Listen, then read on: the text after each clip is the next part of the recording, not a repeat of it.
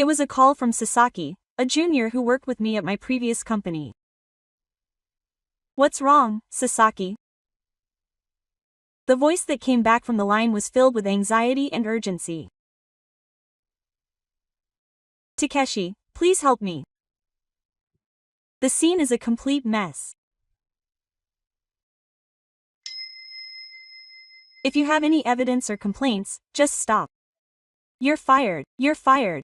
That's the right thing to do as a person in charge.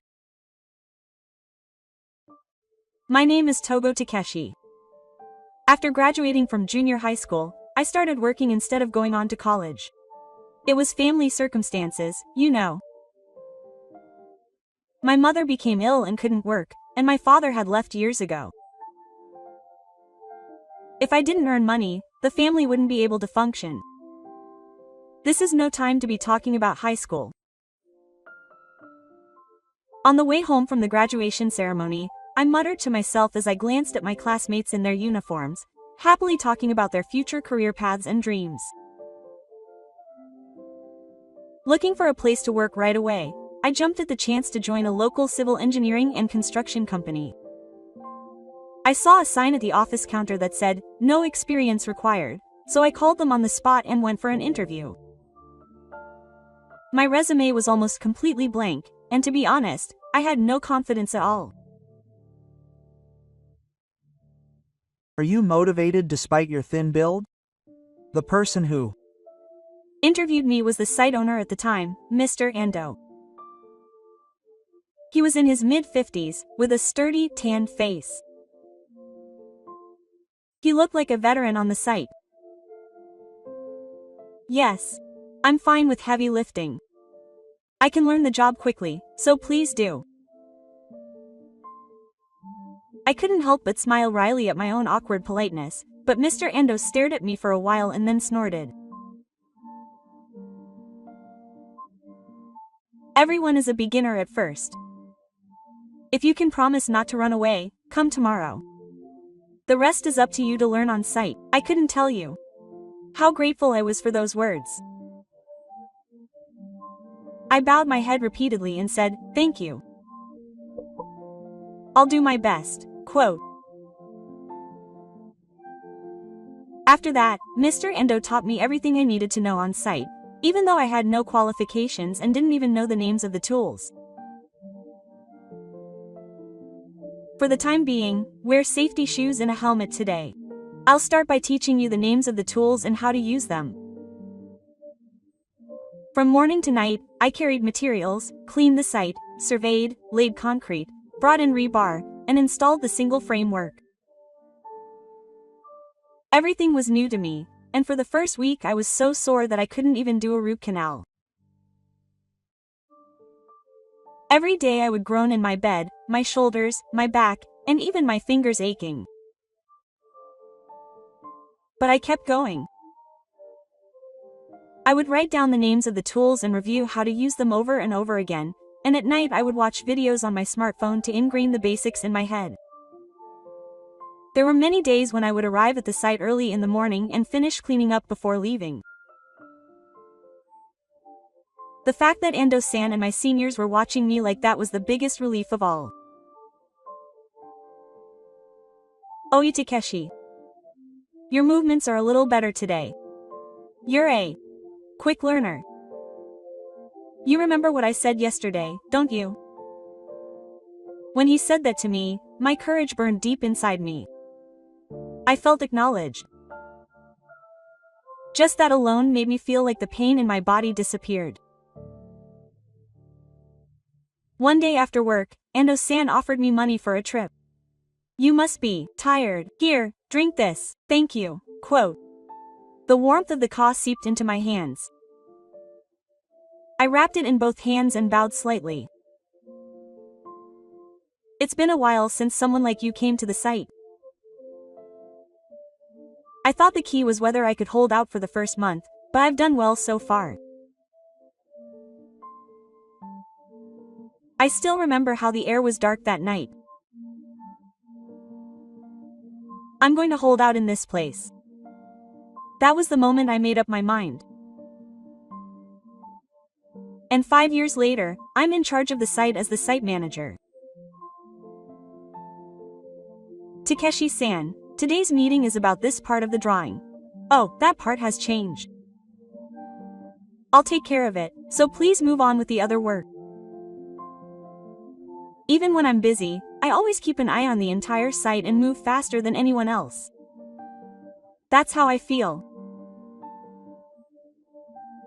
The safety of the site and the progress of the project all depend on my judgment. That's why I pay attention to the details and try to deal with things calmly no matter what happens. Of course, Mr. Ando was my role model. He was promoted to section manager and continued to watch over me. Takeshi, I can rest assured that I can leave it to you. He said that and entrusted me with a large amount of work on site, and he was always there to consult with me if something happened. We had our differences of opinion, but we both shared the same attitude of putting the site first, and every day was rewarding. Mr. Ando had been working at the same site since I joined the company, and had been with me behind the scenes. He was trusted by the craftsmen and was like a father to me, but due to company policy, Mr. Ando was transferred to the management department at the head office. Apparently, they wanted him to oversee the training of young employees and safety management as a whole, in recognition of his many years of experience on site. You'll be fine. Do your best. It was his last day before the transfer. He said this and patted me on the back, but all I could do was bow my head in silence. If I put it into words, I would have cried. And the person who came in his place was Section Chief Kuchi. Although he had experience on site, it seemed he had only been doing desk work recently, and I felt that he was out of touch with the on-site environment. Hey, and do the procedures here exactly as I instructed. But the situation on site makes that order a bit too much. Are you going to talk back to what I'm saying? He's an unusual section chief who gives orders based on empty theories without looking at the situation. Increase work efficiency. Reduce materials. Cut down on personnel. All he talks about is numbers and pressure. He completely ignored the site conditions, the weather, and the condition of the craftsmen. He seemed completely uninterested in how we were balancing safety and meeting deadlines. And that's not all. When his instructions backfired, he pretended to have nothing to do with it and pushed all the responsibility onto me. Even so, I endured it. As the site manager, I made sure not to show any anger or anxiety on my face in front of the craftsmen. But one day, the schedule for delivering materials was changed at the last minute due to instructions from manager Aguchi. It was an unreasonable instruction, but the site tried its best to recover. But in the end, the delivery date was delayed. Manager Aguchi said it as if he had been waiting for it. But he made a mistake in the arrangements and the delivery was delayed. The responsibility is clear. He reported it to his superiors. As a result, the delivery date was not met. Even though it was manager Aguchi's instructions, I was the one managing the site. I bit my lip and bowed my head. But I was frustrated. It was too unreasonable. Before I knew it, my mind and body were gradually worn out. The single thread that had been stretching itself so tightly within me as I held on was reaching its limit. It felt like it would snap with a thud if even the slightest amount of pressure was applied, but finally, a decisive incident occurred. The Emperor's mistake had caused trouble with a subcontractor. In fact, I had repeatedly suggested that the plan be revised. But I had no choice but to be told off by manager Aguchi. The trouble with the subcontractor is your fault. No, I've said it many times. It should be revised. But if the manager has evidence or a complaint, then stop. He'll fire you. That's the punishment that comes naturally to the person in charge. The moment I heard those words, something inside me snapped. I've reached my limit. I can't take it anymore. That's how I felt. Of course, I was frustrated. It felt like all the hard work I had put in and the trust of my colleagues were being undone. But I knew that if I resisted, I would be pushed even further into a corner. Okay. That's enough. I'm quitting. The weeks that followed felt like I was living in a dream. Every day I would go to the office just to hand over my responsibilities, and I would just do my job. My heart was empty, and I was just waiting for time to pass. My colleagues and subordinates would never leave me like that. The site wouldn't run without you. What am I going to do now that you're gone? Every word they said to me sank deep into my heart, but I felt a deep sense of helplessness, and the feeling of a gaping hole in the depths of my chest never went away. Still, I couldn't just stand there. I knew I had a chance to start over. How could I overcome my past failures and discover a new me? First, I decided to acquire solid skills and knowledge. I decided to take a new step towards the future by taking on the qualification exam. I would step up from a second-class construction management technician to a first-class construction plan planning, thorough safety management, abandonment quality control. There was a mountain of things to learn. Even with my extensive experience on site, the workload was still tough. There were days when I felt like giving up, but I didn't give up. Little by little, I absorbed everything one by one. I would open my textbook late into the night, rack my brain over the same problems over and over again, asking my seniors and friends for advice on the parts one didn't understand, and solving the problems over and over again. Little by little, the accumulation of that effort gave me confidence. And a year later, that effort finally paid off.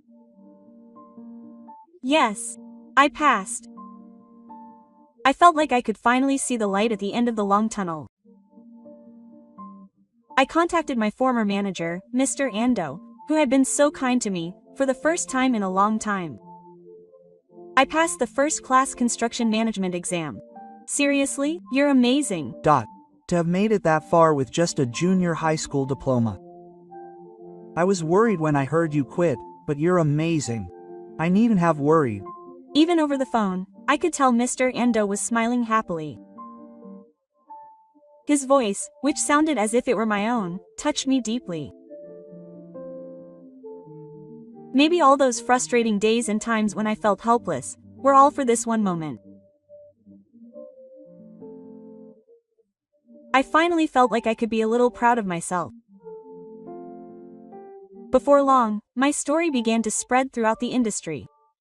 I had worked my way up from a junior high school diploma to pass the first-class construction management exam on my first try.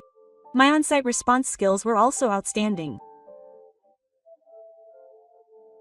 When I heard from my junior that such rumors were going around, I honestly thought, why me?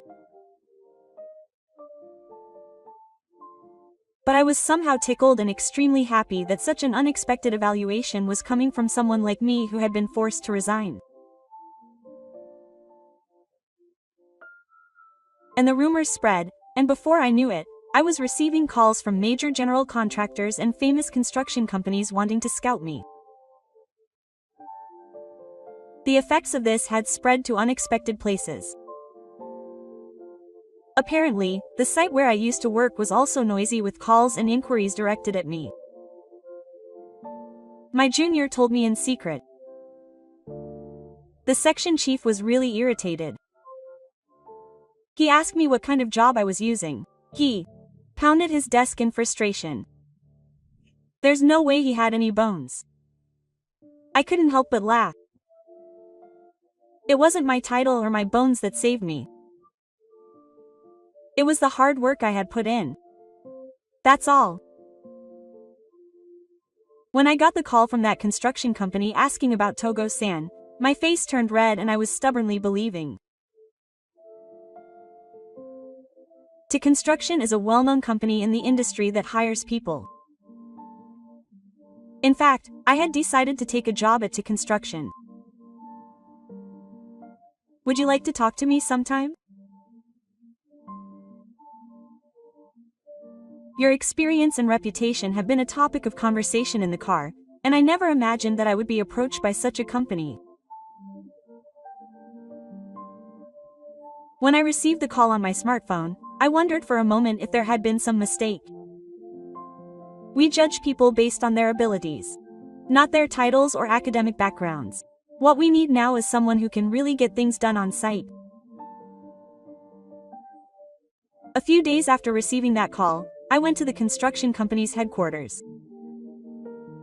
When I was accepted for the interview, the person in charge greeted me with a warm smile. Mr. Togo, I've heard what you've said. We'd like to use your experience on site, qualifications, and reputation to help us. The interview went smoothly, and we discussed the specific job content, benefits, and future career. I was honestly a little confused by the generous compensation and warm words I received, but I couldn't let this opportunity slip away. That feeling grew stronger. A few days later, I received official notification of my employment. While I was busy with the procedures and preparing the documents, I was filled with anticipation and nervousness for the new start. And then my first day of work arrived. Here I would prove my ability once again. With such determination in my heart, I nervously stepped into the company.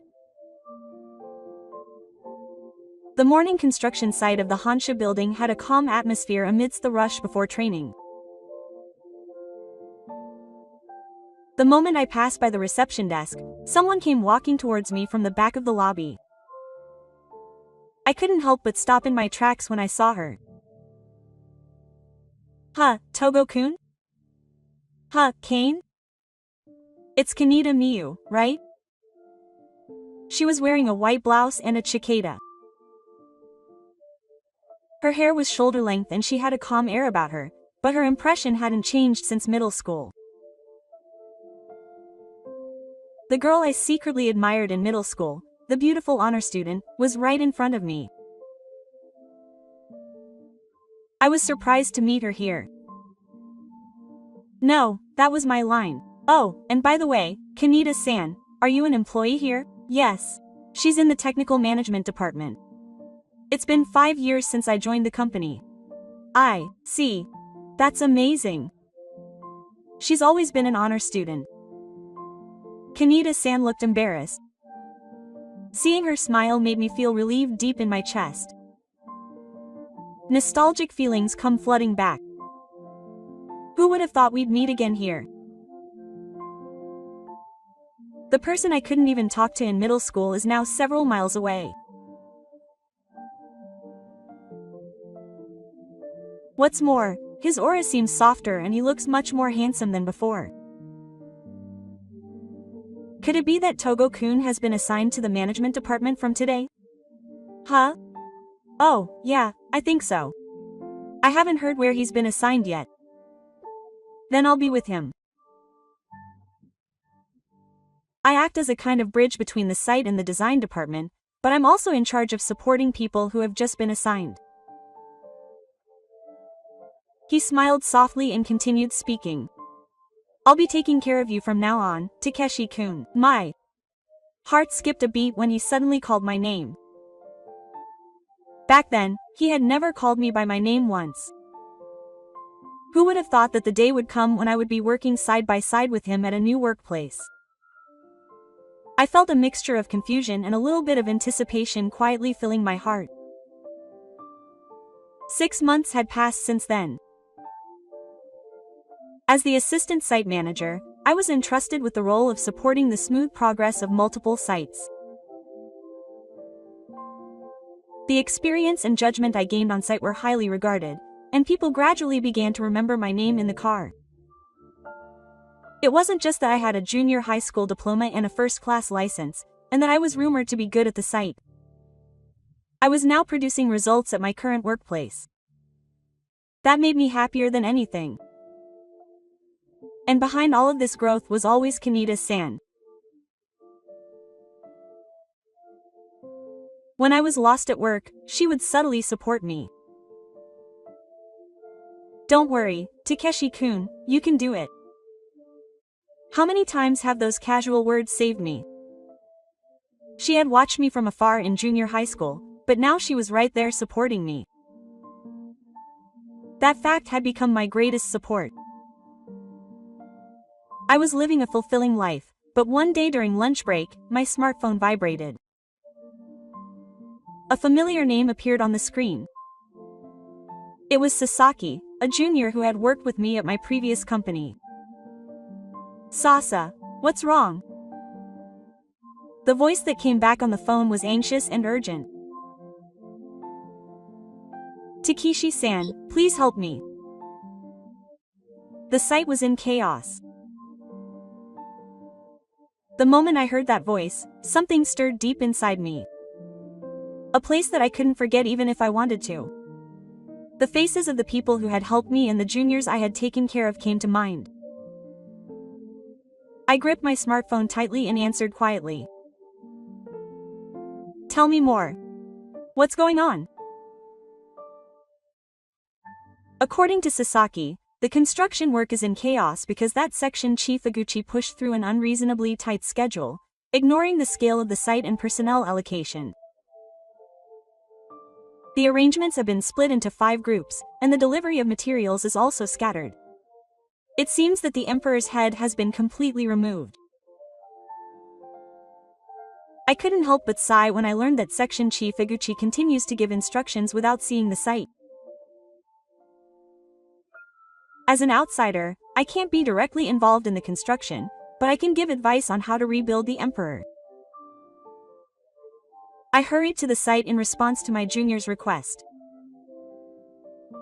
When I arrived at the site, I quickly checked the overall progress and work procedures, and immediately proposed a plan for improvement.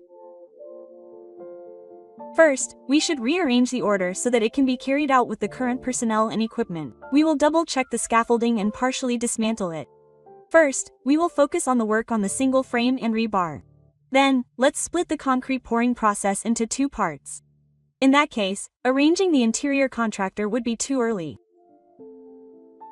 The foremen and supervisors at the site listened intently, nodding while holding the blueprints and the imperial chart in one hand. It really helped me. Once things were organized to this extent, I finally saw the light. As expected of Takeshi-san, he's truly a savior. No, savior is an exaggeration. All I can do is find a procedure that will keep the site running. But that's the most important thing. I felt the heavy atmosphere that had been blowing around the site begin to ease up a little. And then, a few weeks later, unexpected news arrived. To Construction, the company I work for, had decided to absorb the construction division of the old company in a business transfer. With the merger, personnel and operations were reorganized, and the site was gradually placed under the control of the construction company. Just then, confusion broke out at the site again. The cause was none other than Manager Iguchi. Manager Iguchi had been blaming the site manager for the delay in delivering materials and had been scattering them around since morning. There's no way the site will run with this kind of arrangement. How many times do I have to tell? But this time, the people on the site wouldn't keep quiet either. They presented the delivery records and email exchanges with the materials supplier, and formally protested with a convincing explanation that Manager Iguchi's ordering instructions had been delayed in the first place. Upon receiving this, our HR compliance department took action, and an internal hearing was conducted. A few days later, Iguchi received a notice from the HR department. Manager Iguchi, in light of your past management responsibilities, we will be terminating your contract at the end of this month. What do you mean by management responsibilities? It's just that no one on the site is doing anything. Well, whatever. There are other interpretations of why I'm needed. With that, he left the company without looking back. He didn't send a single farewell email, but no one seemed to mind. If anything, the atmosphere on the site felt somehow lighter. A while later, I happened to overhear a story from a local person who works at another company in the same industry. He said, "Oh, apparently he recently applied for a job with us, but he only talked badly about his previous company during the interview and left a terrible impression." Another person involved in the site also came to a meeting for a subordinate the other day. He had become much smaller than before. I heard a similar story, saying that he didn't talk to anyone and left immediately after the meeting. Manager Iguchi had a pride that was higher than anyone else's. Apparently he somehow managed to get a job, but things weren't going well there either. Even so, he apparently hasn't given in and is still as strong-willed as ever. The previous company just had no eye for talent. An organization that can't make the most of my abilities has no future. When I heard that he was going around spouting such lines, I felt indescribable emotions. I couldn't even feel any hatred. I just felt pitiful. And then, I was recognized for my understanding of the company's site structure and the nature of work more than anyone else, and was appointed as the construction manager of the old company.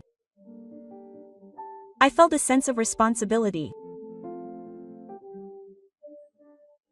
The chaos at the new site was beyond my imagination, and every day was a constant struggle, but Kaneda-san was always by my side. He supported me not only by giving me technical advice, but also by sometimes giving me someone to vent to when I was worried. "Takeshi, don't keep it all to yourself. Don't be afraid to tell me when you're in trouble. Thank you. To be honest, I've wanted to give up many times. But I can hold on because Kaneda is there." The two of us went around the site, identified the problems, and gradually came up with solutions. The employees gradually became more positive, and I could feel them regaining trust. During those days, I began to realize the feelings that had been growing deep inside me for Kaneda. Her smile and words of encouragement had become an important part of my life, helping to ease the fatigue of work. And then one evening, when we were alone in a corner of the car, I mustered up the courage. "Kaneda, to be honest, I've been thinking about you for a long time. Thank you for always supporting me." Kaneda opened her eyes wide in surprise, and then a gentle smile appeared on her face. "I've always been rooting for you, Takeshi. I'd be happy if we could continue to work hard together, not just in terms of work, but also in terms of yourself." Those words filled my heart with a warm feeling. Our gazes met, and our hands naturally touched. Unspoken feelings quietly filled the space between us. That day, I was forced to resign from the company I had been working hard at with great satisfaction, at the sole discretion of my manager, and I felt despair. But I never ran away, I never gave up, and I kept trying hard. I had overcome the fierce barrier of only having a junior high school diploma, and had come this far with nothing but trust and ability. And now I have someone I love and a fulfilling dream job right in front of me. "Kaneda Miyu, will you marry me?" Miyu nodded gently at those words. She had also secured a future with Yoshiyuki, whom she had met by chance that day. I'm so glad that I kept challenging myself without being overwhelmed by the unreasonable reality. I think we will continue to move forward together, no matter what difficulties we face. Thank you for watching until the end. If you enjoyed it, please subscribe to the channel. See you in the next video.